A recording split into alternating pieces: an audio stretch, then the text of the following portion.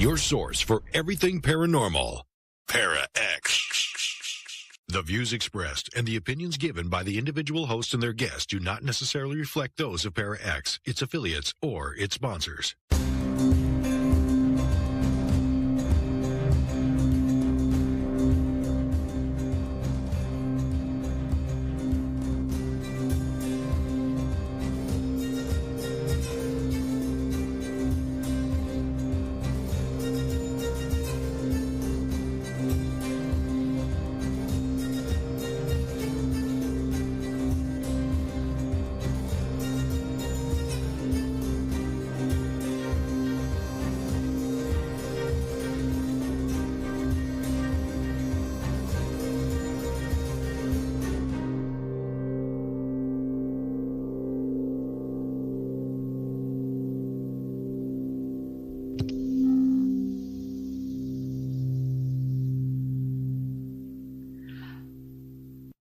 Welcome to another Monday night here on the Shadows Radio. I am Rebecca.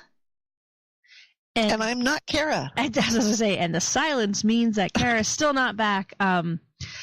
As we all know that we ended 2018 here on the Shadows with a run of pretty crappy luck. And unfortunately, it did carry over into 2019. So Kara will not be with us for a little while.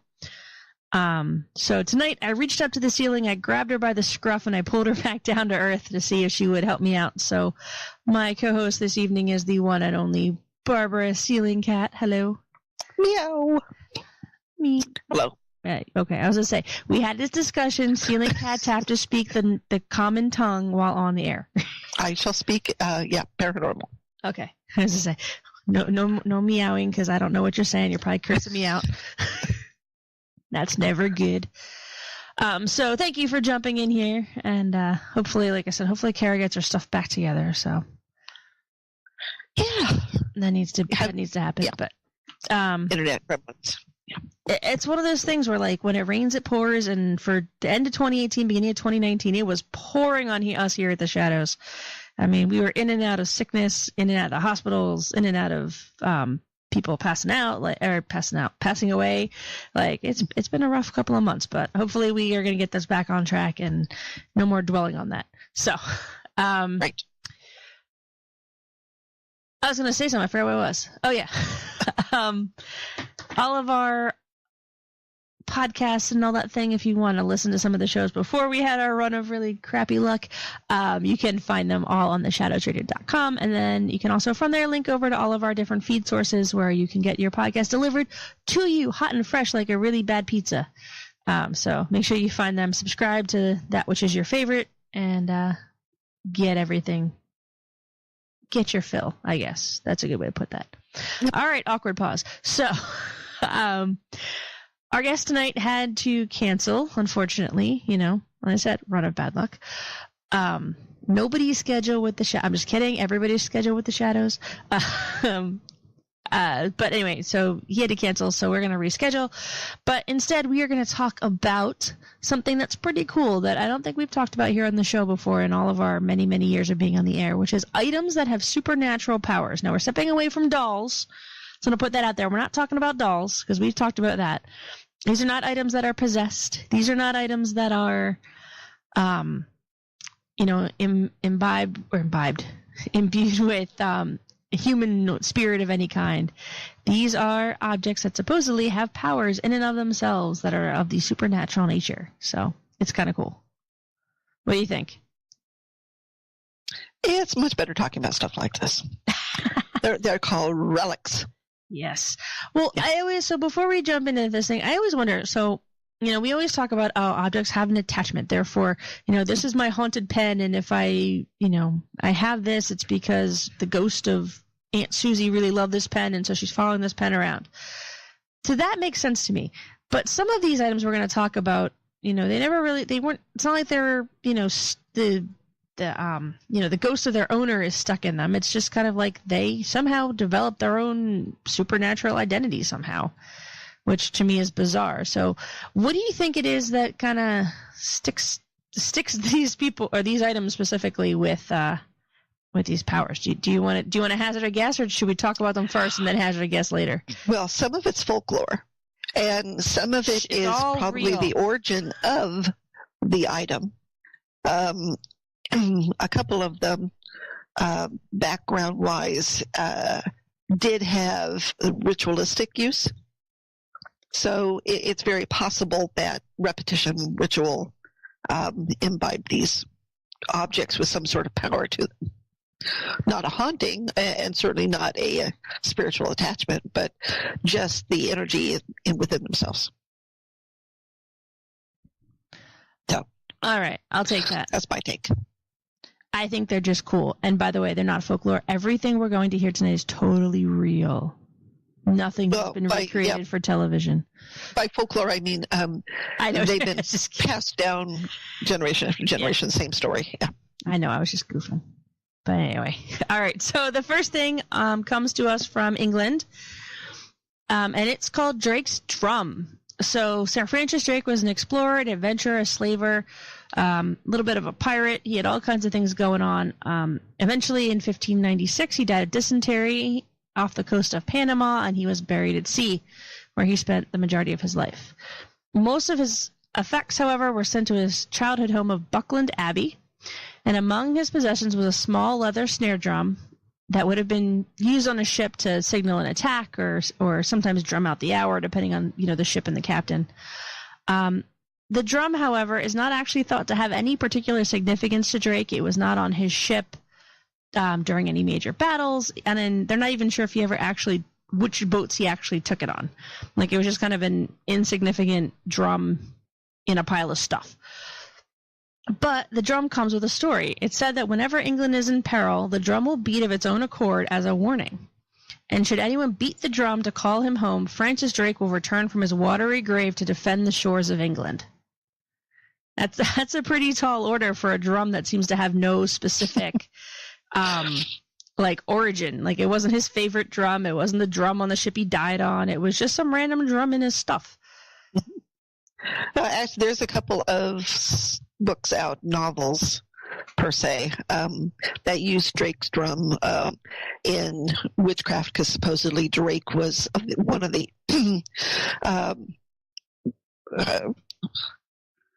covens, a member of one of the covens in England. And so the drum would have had special significance, like in any drumming of power, whatever like that. So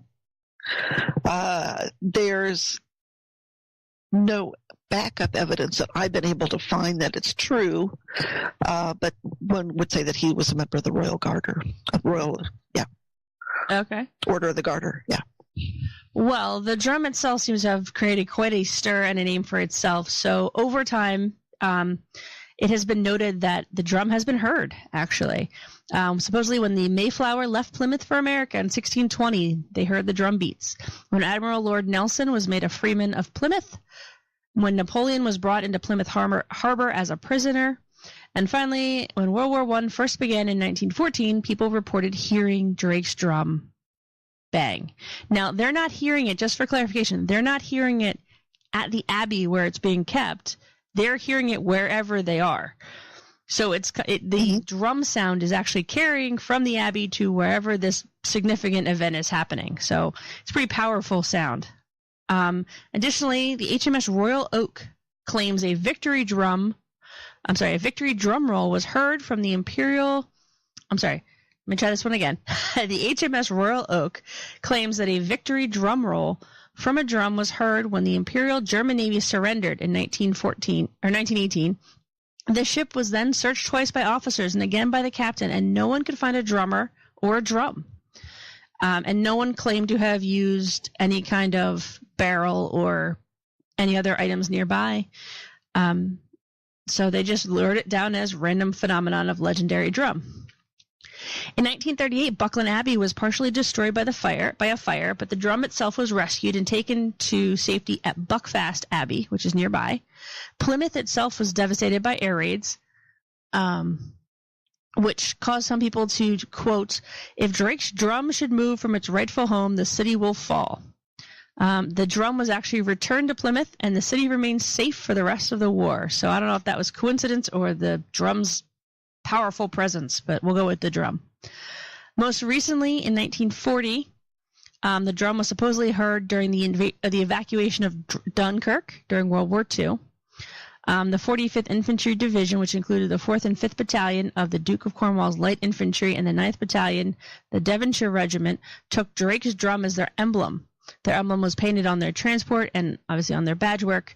And when they were being evacuated off the beach, they heard the drum roll. And then, as you said, it's been mentioned in a number of books and songs and poems and all kinds of pop culture since then. But it's impressive that this drum somehow is banging away in an abbey somewhere. And, yeah. If they move it from Plymouth, though, it'll blow up. But just in case you want to go visit it, the actual drum itself is in a climate-controlled location within the abbey, and the one that they have on display is a replica. The replica was built with period-specific and accurate materials, and is also supposed to have its own supernatural powers in and of itself.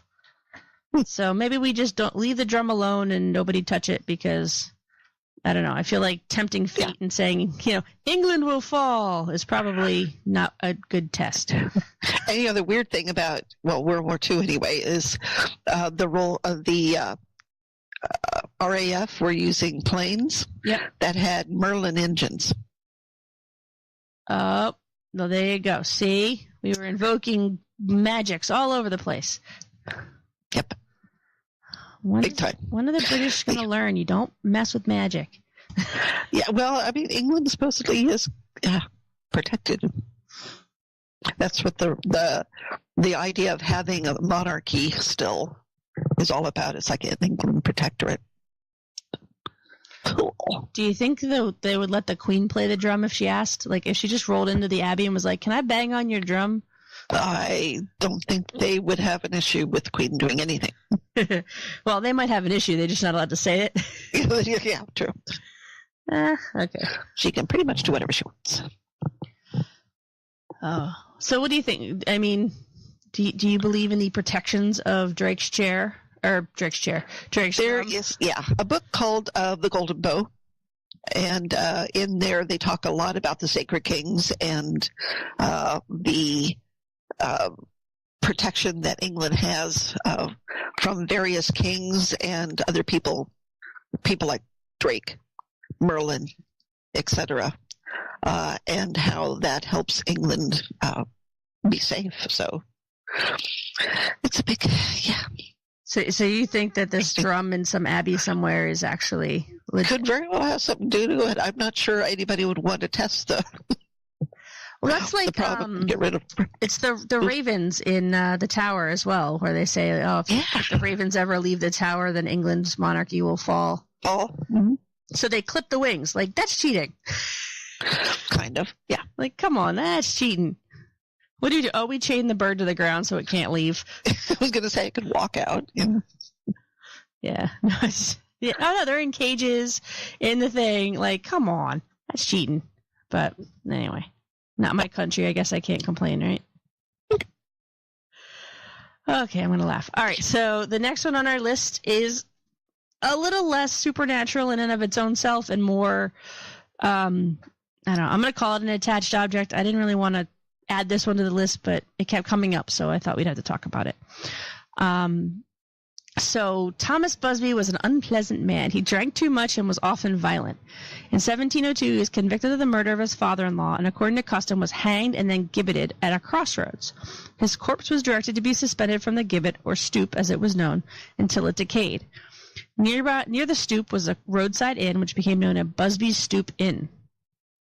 So basically, they named it after the dead guy who was hanging out and decaying in front of it. But anyway, the inn was said to be haunted by Busby's ghost. In particular, he appears to have taken exception to people sitting in one particular chair.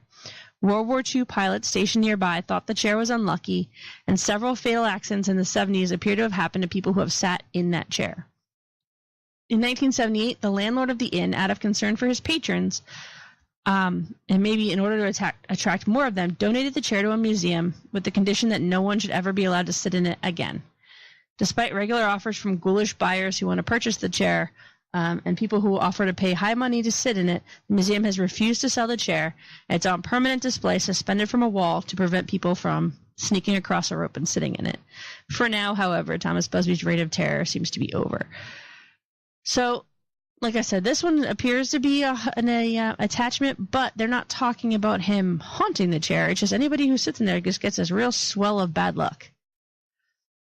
So it's not like his ghost is popping out and, cursing them to the seas or whatever. Mm-hmm. So I don't know if, like I said, that's why I kind of kept this one on the list and didn't skip over it, because it wasn't necessarily an attachment. It's kind of a cursed object. Yeah.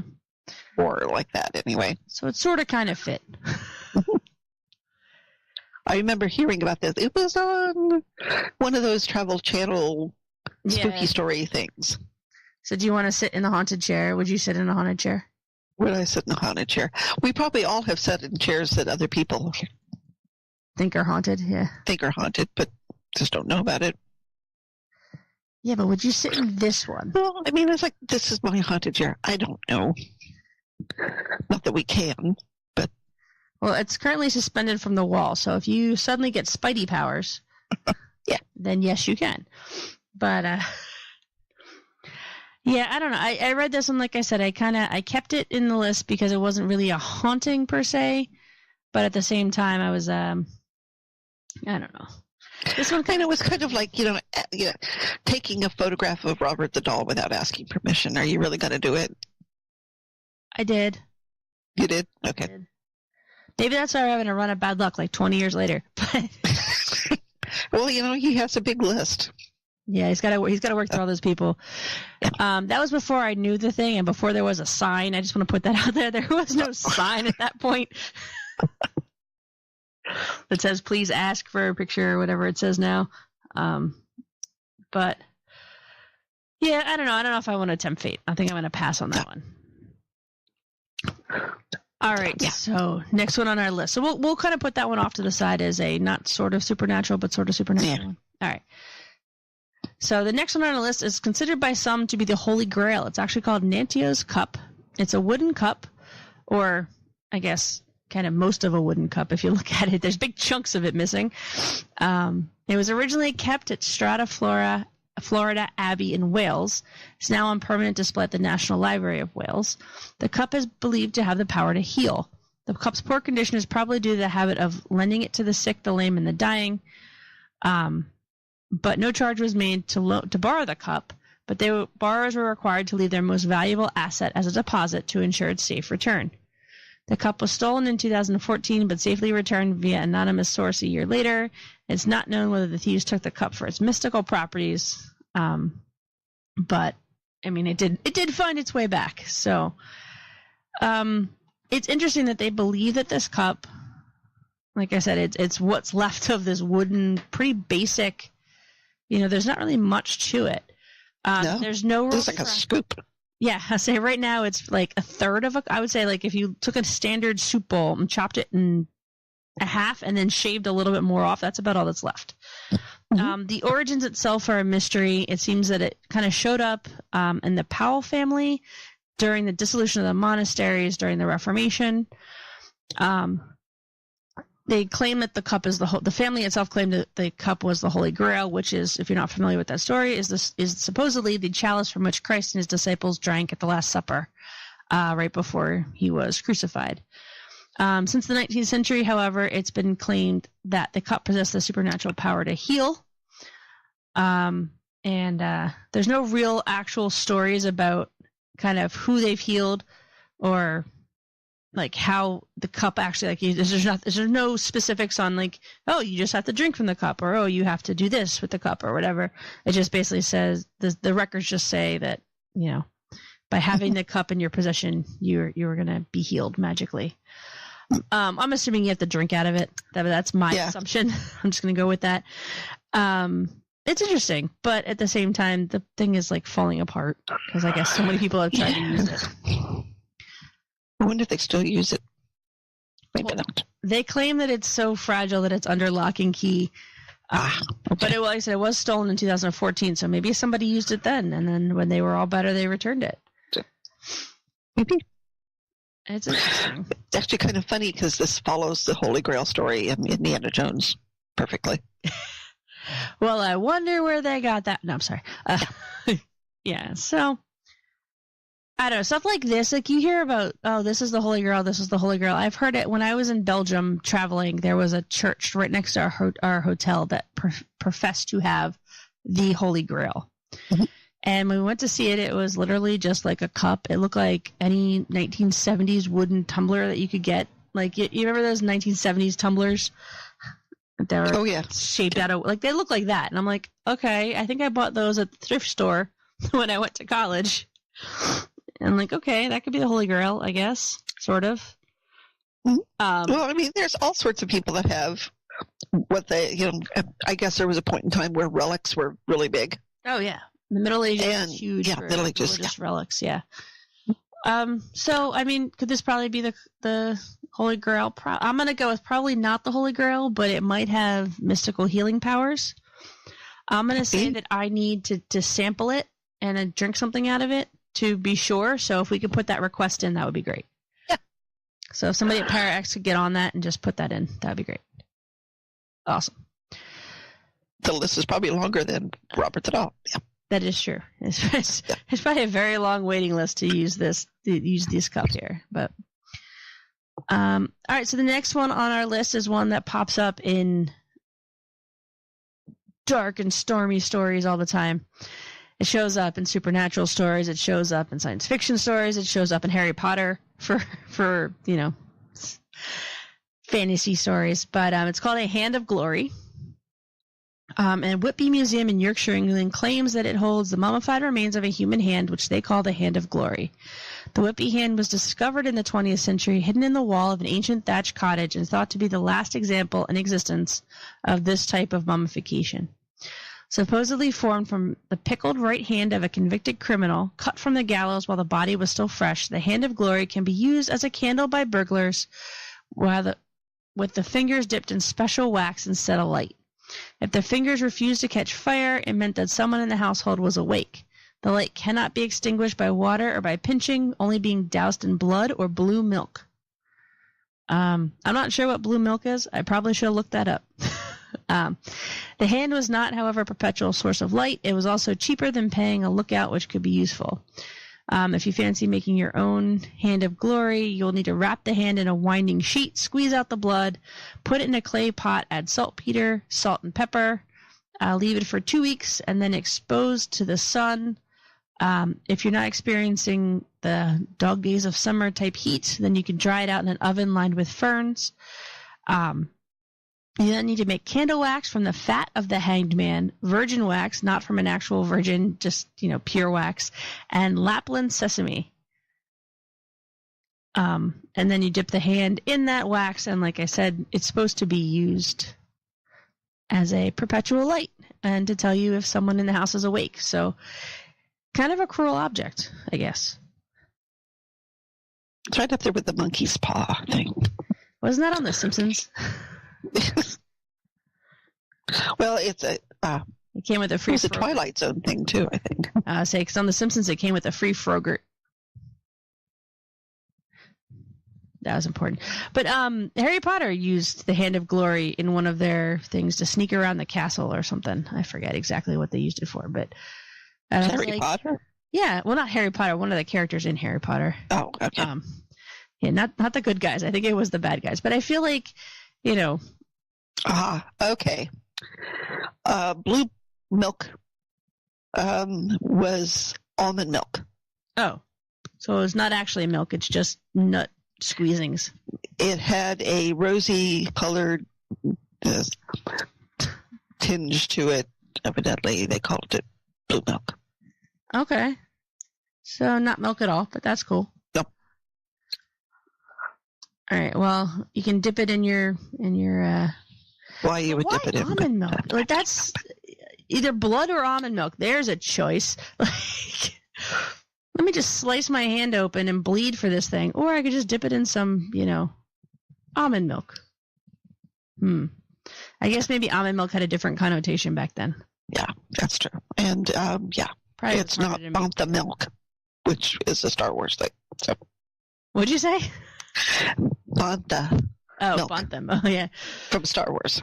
Stop it.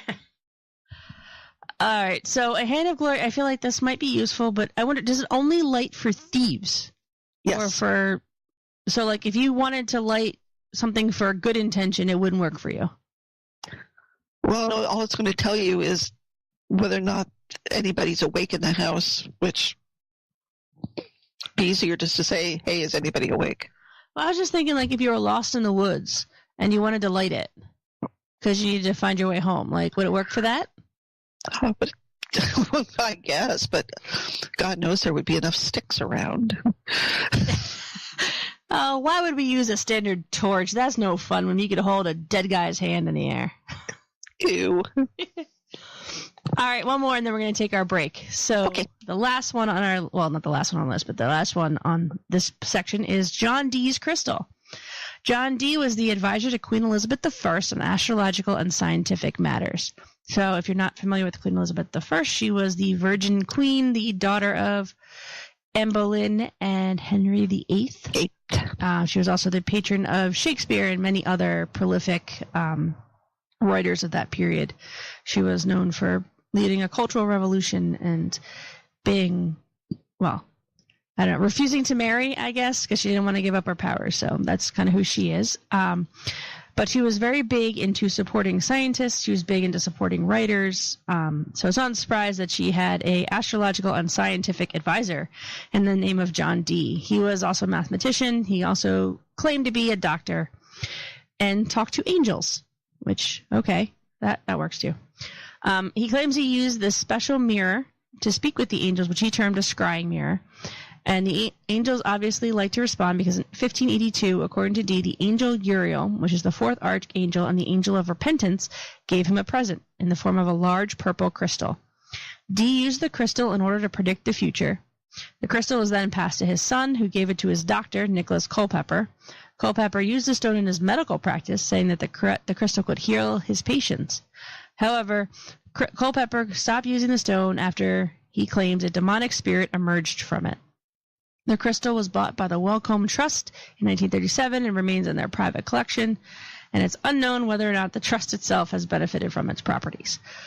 So I have a problem with this one in that everybody who touched it had a different kind of reaction to it. So Dee's using it on his own. For scrying, yeah. Well, no. So this was not the scrying. He used a mirror to scry, and then he got the crystal from the angel in the mirror. Angel. So he used it to predict the future. His son, it doesn't say what his son actually used it for, but his son for some reason gave it to his doctor. Like, why would you give it to your, like, I don't know. Maybe he couldn't pay his bill. I don't know. So here, let me give you my father's future predicting stone, who then he used it to cure people up until he says that a demon popped out of it. So, and it's interesting because Nicholas Culpeper has a really big book on herbal remedies. Still very popular. Okay. Is there demon scrying stones in that one? No demon scrying stones. Okay, so maybe this is just a secret part of his practice then.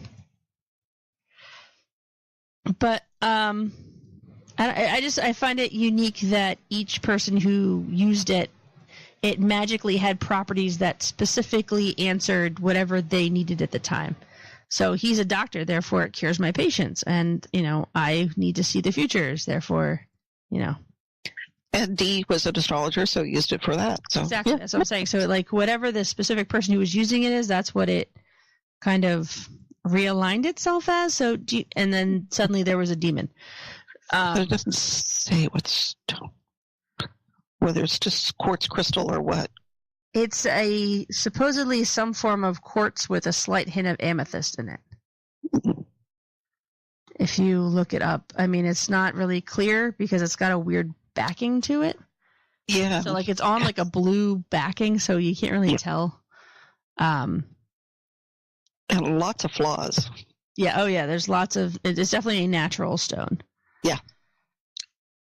Very nice. But it's actually the stone itself was actually bequeathed by will from person to person to person. So, like, there's an actual record you can kind of trace it, which is interesting. And I think bizarre they considered it that important of an object that they put it in the will, and you can actually trace it, so I thought that was cool.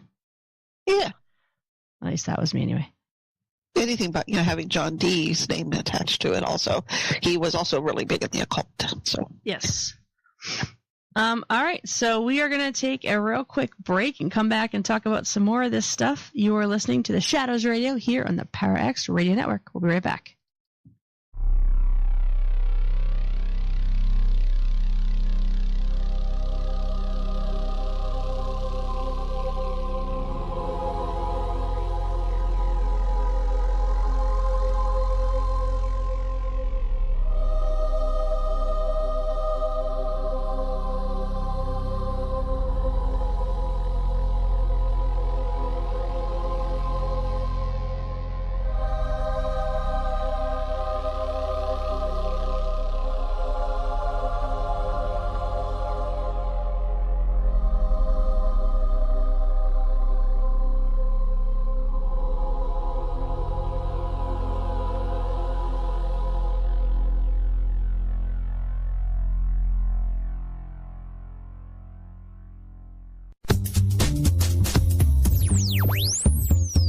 Gillo from Ghost Adventures, and you're listening to PowerX Radio.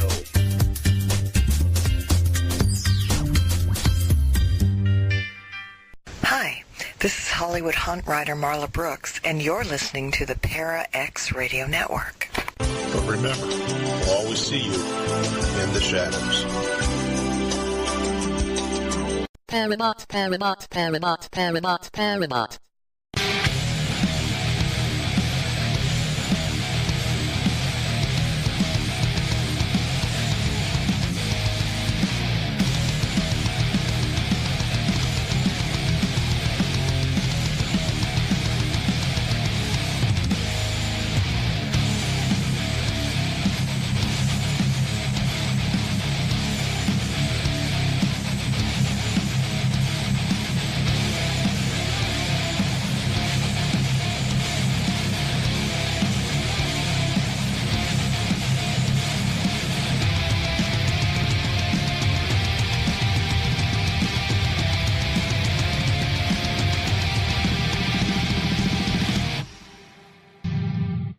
Welcome back to the Shadows Radio here on the PowerX Radio Network. I'm still Rebecca.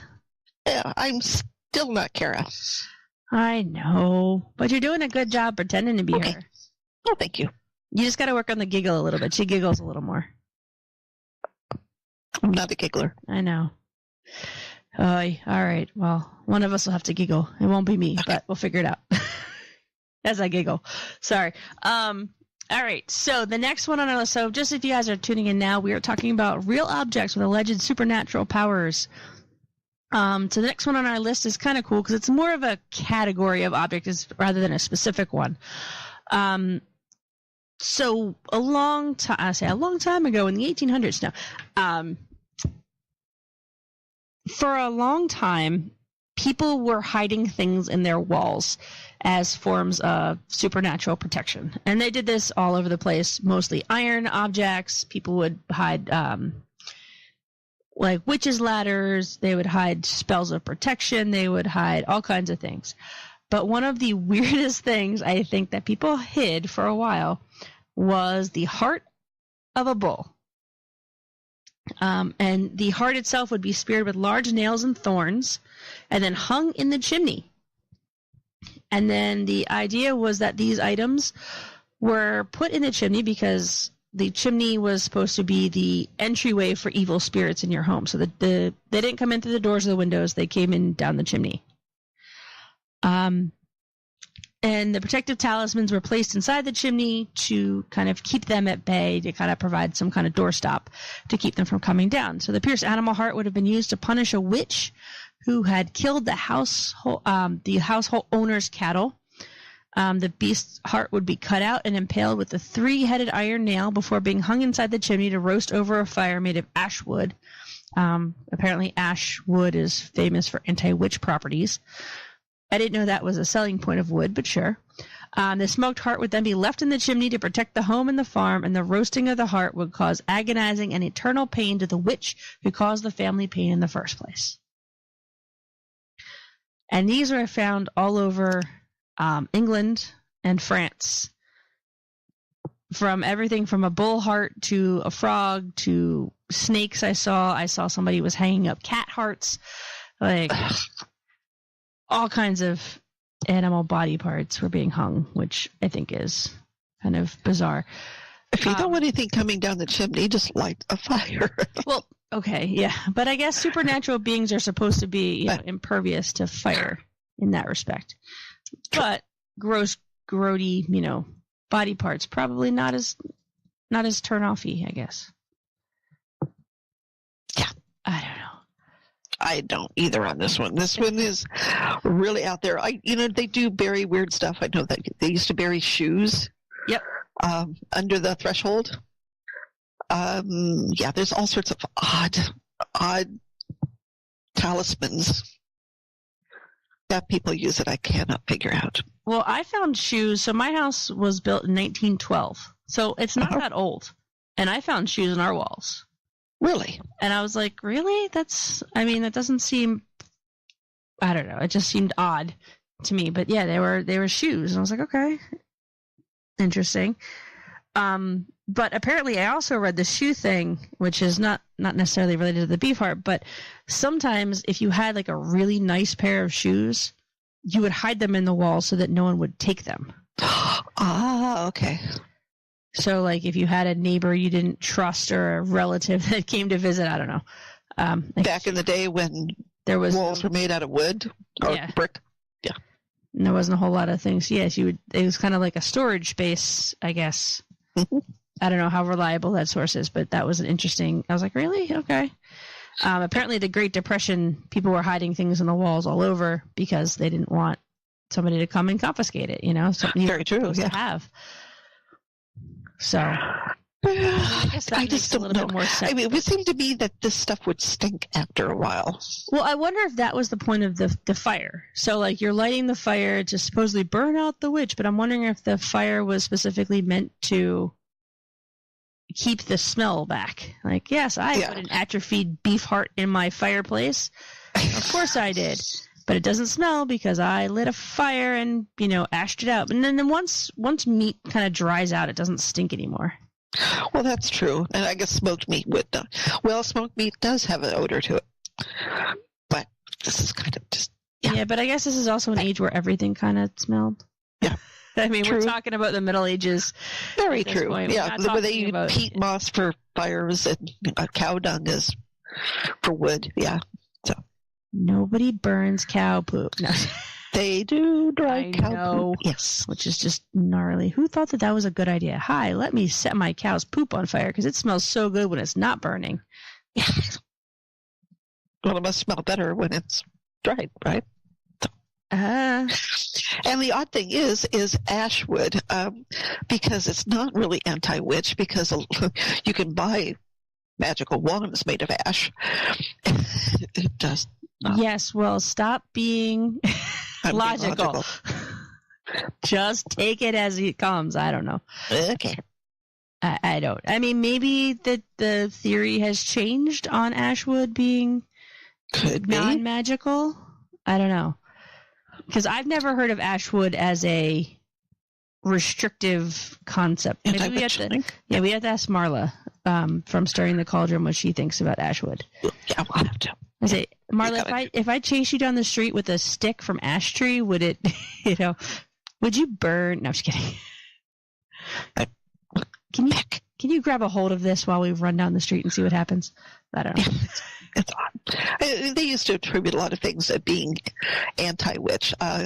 There used to be the crystals in the ball-shaped objects balls, in the wicker, witches' balls, and they would supposedly trap witches because they were curious, or have to count all the grains of wheat, all sorts of odd things. I thought that was a vampire. Yeah. That one was, but there's to deter a witch, you would put grains of rice or grains of straw or wheat or something out there, and they would have to count it. I don't know many witches that are particularly county. Like they They're not particular. I know quite a few people who profess to be witches, and I don't know a single one of them that's like that have ADD. Yeah, or just they're super mathematically inclined that numbers are their thing. Like I don't know. I feel like that's a misqualification too.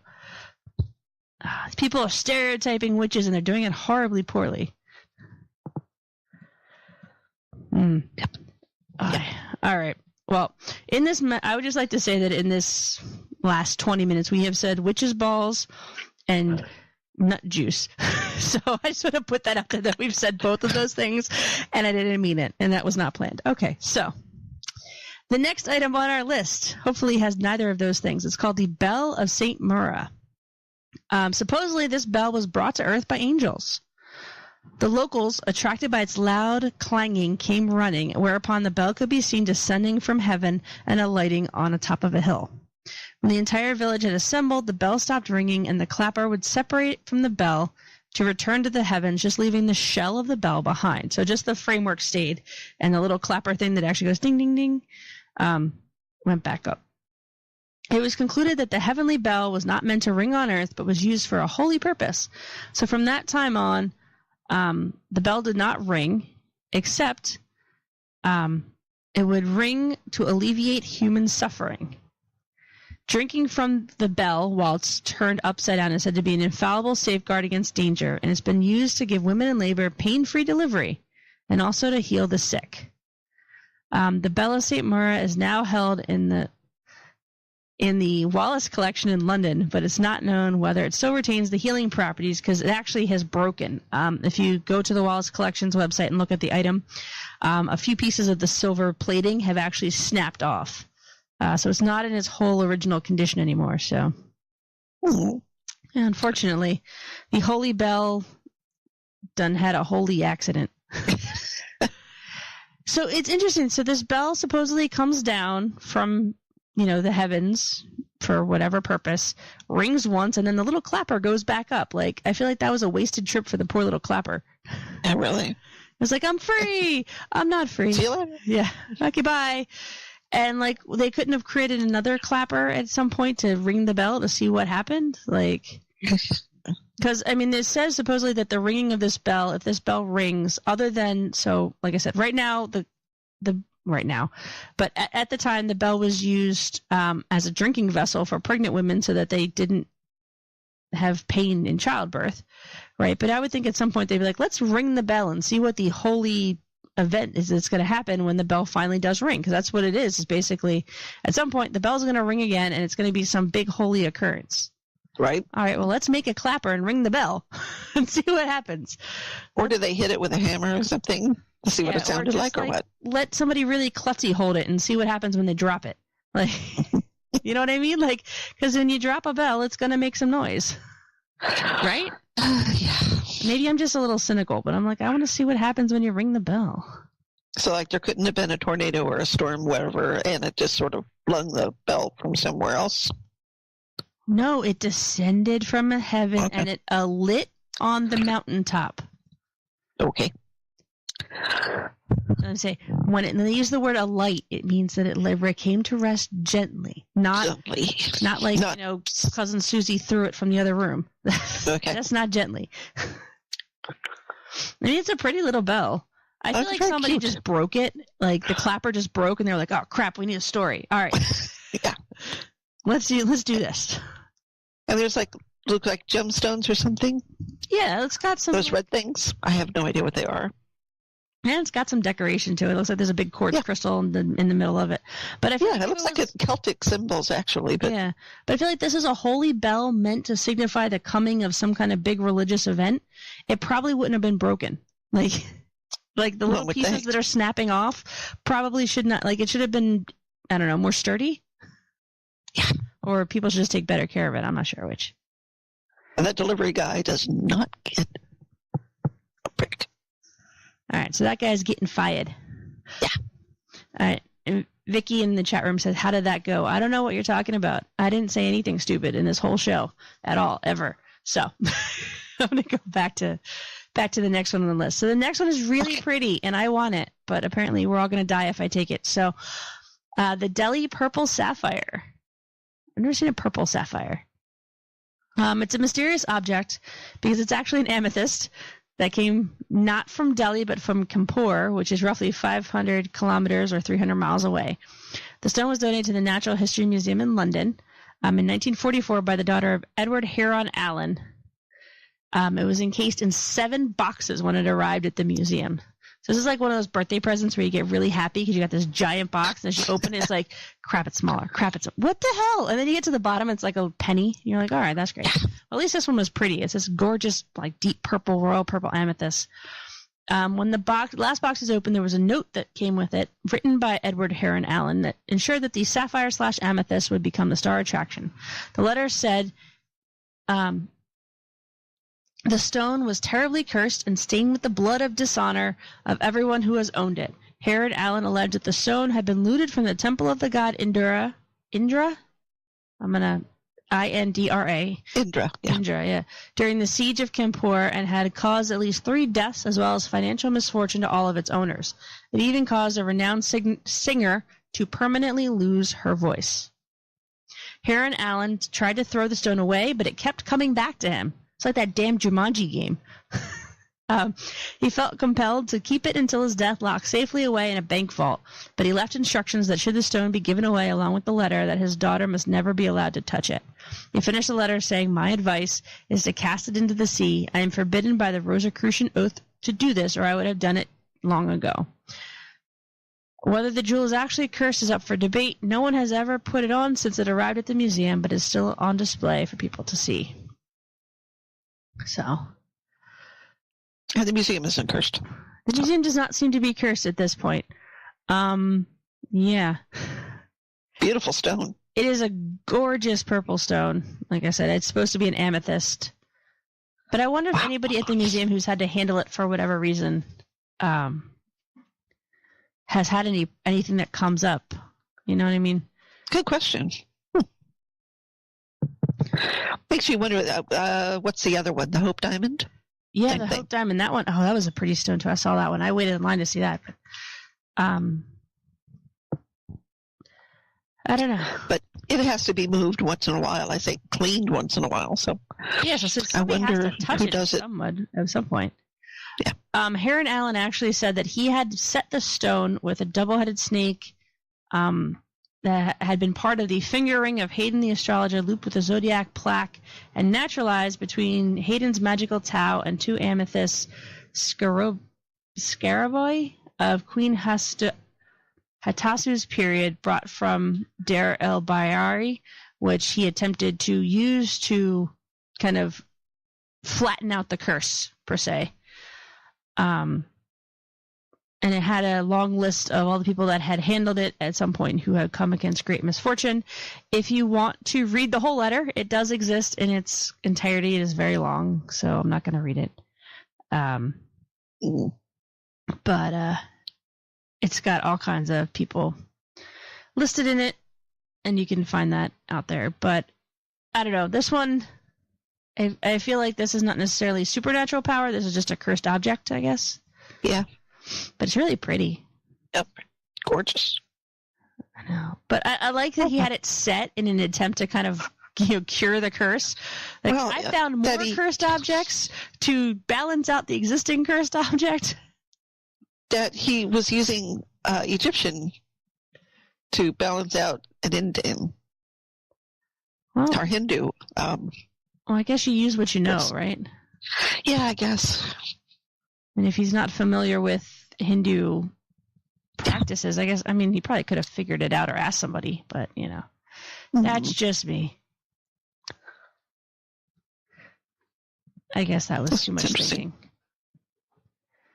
All right, so we have time for one more, and my page went away. All right, so this one is actually a physical location rather than an item specific. The Munlachi Clutie Well. I just butchered that one, by the way, because Scottish is not easy language to speak, because they speak. No, it isn't.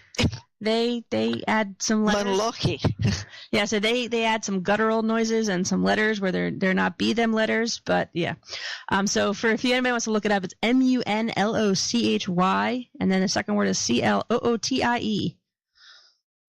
I thought it was Cootie for a minute. It's not. There's an L in there. It's Clutie. Yeah, it's not Cootie.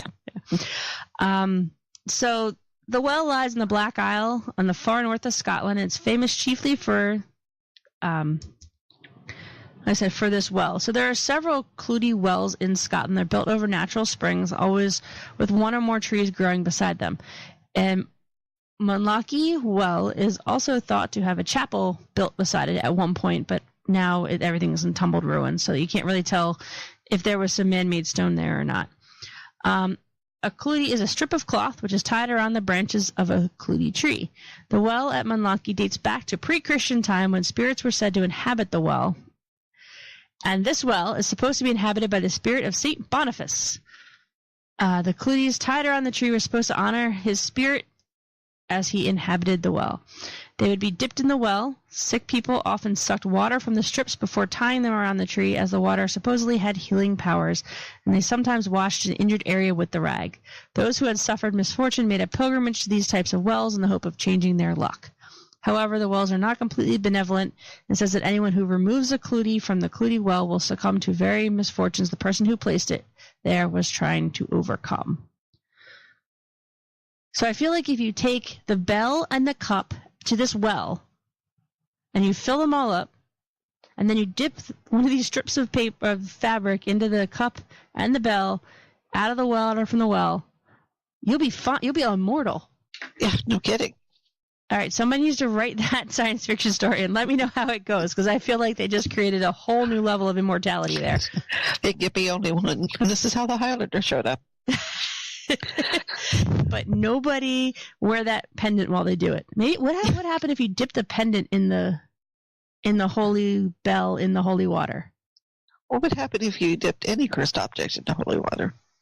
We need to try this. Think we can borrow Robert the doll and take him to Scotland and test and see how this goes? Because technically he's made of fabric. So if I cut a piece of his shirt off, dip it in the water, pour it on him, and then tie it to the tree, I wonder if his curse would be lifted, or his presence would be lifted. I bet you they would not let me do that. Probably not. Prayer trees, yeah. Very common. Yep. Oh, there's so much fun we could have with this. All right, well, we are out of time, and these were fun.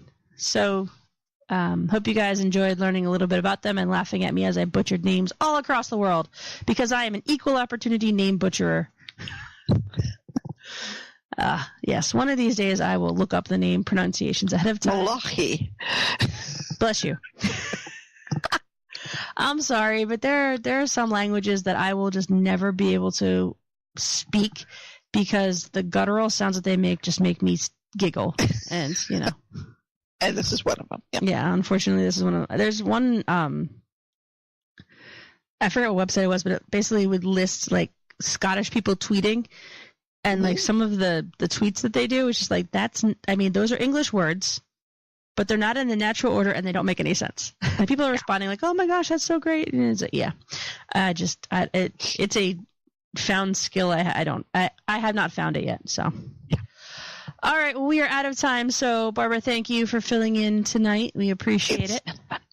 It was much better than hearing myself talk to myself for an hour. So it was always fun. Excellent. So, as always, I'm Rebecca. I'm still not Kara. But you're good enough, and we love you anyway, and we will see you all in the shadows.